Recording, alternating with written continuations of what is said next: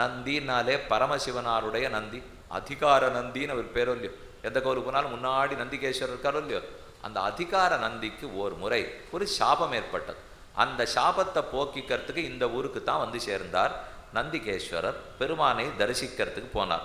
மகாவிஷ்ணுவை காண்றதுக்கு வைகுந்தத்துக்கு வந்த போது அவரை உள்ள விடலை, அவசரப்பட்டிருக்கார். அப்போ வாசல்ல இருந்தவா சபித்து விட்டார்கள், உனக்கு உடம்புல ஒரு இனம் புரியாத தாபம், ஒரு வெப்பம் ஏற்படும்னு அவர்கள் சபிப்ப உடம்புல ஒரே உஷ்ணம் எரிஞ்சுட்டு இருக்கு. நேர சிவபெருமான இடத்துல போய் கேட்டார், எப்படி இந்த உஷ்ணத்தை குறைச்சிக்கிறதுன்னுட்டு. அவர் சொன்னார், போய் மகாவிஷ்ணுவின் இடத்துல கேளு. விஷ்ணுவன் இடத்துல போய் கேட்டார்.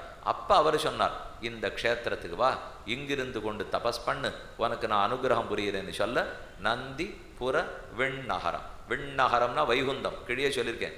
திருவிண்ணகர்னாலும் அதான் அர்த்தம். இப்போ நந்திபுர விண்ணகரம்னாலும் அதான் அர்த்தம். இன்னும் பார்க்க போகிறோம். பரமேஸ்வர விண்ணகரம், அரிமேய விண்ணகரம், காழிச்சி